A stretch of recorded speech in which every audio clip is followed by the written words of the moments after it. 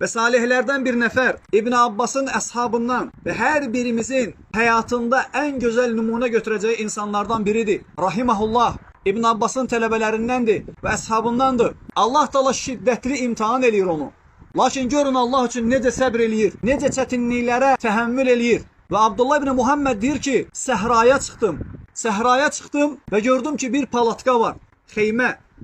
Yaxınlaşdım, gördüm ki içində bir dənə yaşlı insan var. Və əlləri də yoxdur, ayaqları da yoxdur. Gözləri də çox zəif görür, qulaqları da çox zəif eşidir. Və gəldim, yaxınlaşdım, gördüm ki bir dua eləyir Allah Taala'ya. Allah Taala deyir ki, ey Rəbbim, sənin mənə verdiyin nemətlərə görə və məni yaratdıqlarından bir çoxsundan üstün elədiyinə görə sənə şükürlər olsun, həmd olsun sənə.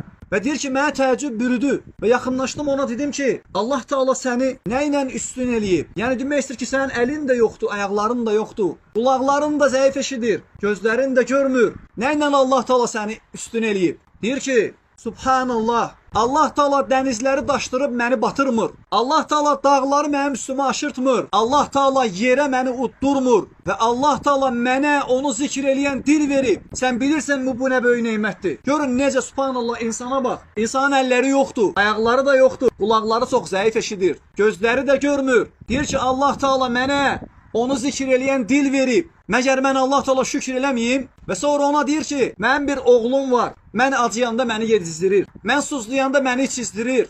Və dəstəmaz almağıma mənim kömək eləyir. Səndən xahiş eləsəm, baxa bilərsənmi buralarda, hardadır o? 3 gündür görmürəm onu. 3 gündür gəlmir. Və Abdullah ibn Muhammed deyir ki, mən getdim onun oğlunu axtarmağa.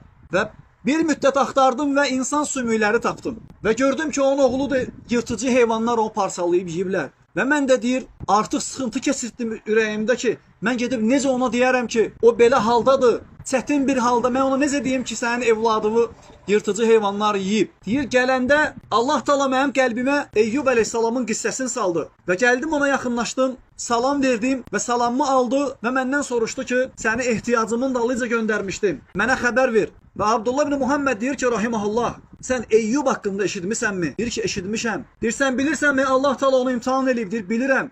Deyir, bəs o neynədi o imtihanın qabağında? Deyir, Allah üçün səbr elədi və savabını Allahdan umdu. Deyir, sən bilirsənmi Allah onun zövcəsini alıb? Deyir, bilirəm. Deyir, o neynədi? Deyir, səbr eləyib savabını Allahdan umdu. Deyir, sən bilirsənmi Allah Taala çayları göndərib, onun əkin biçinini yerlə bir eləyib? Deyir, bilirəm. Deyir, bəs o neynədi? Deyir, Allah üçün səbr elədi, savabını Allahdan umdu. Deyir ki, sən bilirsənmi Allah onun evladlarını aldı? Deyir, bilirəm. Və buna görə səbr elədi. Və deyir ki, evladını yırtıcı heyvanlar parçalayıb yeyiblər.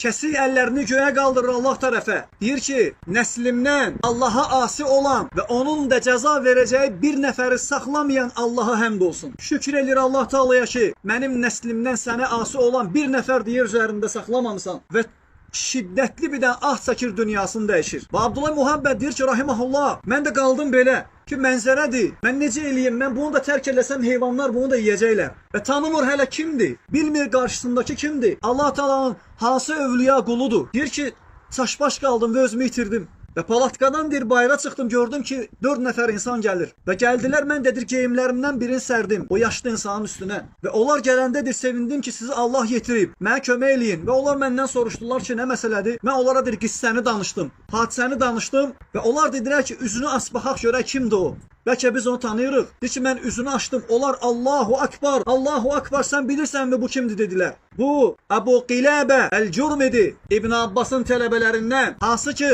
başçı ondan xahiş edib ki, gəl səni qazi təyin eləyim. Qazilik əməlindən qorxaraq o əməlin məsuliyyətini Allahın qarşısında daşımamaq üçün olduğu yeri tərk edib səhrada palatka vurub yaşayırdı ki, o məsuliyyətə girməsin. Və onun üzündən öpürlər və deyirlər ki, bu gözlər harama baxmayan gözlərdir. Bu üz gecələri Allah üçün yatmayan üzdür. Bu qulaqlar haram eşitməmək üçün tək yaşayan qulaqlardır. Və onu kəfənləyib dəfn eləyirlər. Və Abdullah ibn Muhammed deyir ki, biz onu dəfn eləyəndən sonra gecə onu yuxuda gördüm. Allah Taala onu mənim yuxuma gətirdi. Və gördüm ki, Allah Taala ona cənnətdə gözəl geyimlər geyindirib və istədiyi yerdə gəzir. Və mən ona sual verdim ki, bədən də kamil şəkildədir. Əllər və ayaqlar. Allah Taala qaytarıb gözlərini, qulaqlarını, bütün nemətlərini Allah Taala qaytarıb ona. Deyir, mən ona sual verdim ki, hansı əməllərə görə Allah Taala səni belə izzətləndirib, səni öz cənnətinə daxil edib. Deyir, Allah Taala bu ayəsini oxudu. Allah Taala buyurur ki ayədə: "Selamun aleykum bima sabartum." Səbr elədiyinizə görə sizə salam olsun. İmtahanlara səbr elədiyinizə görə, nemətləri Allah yolunda istifadə eləməyə səbr elədiyinizə görə sizə salam olsun. Fəni'mə uqbəddar.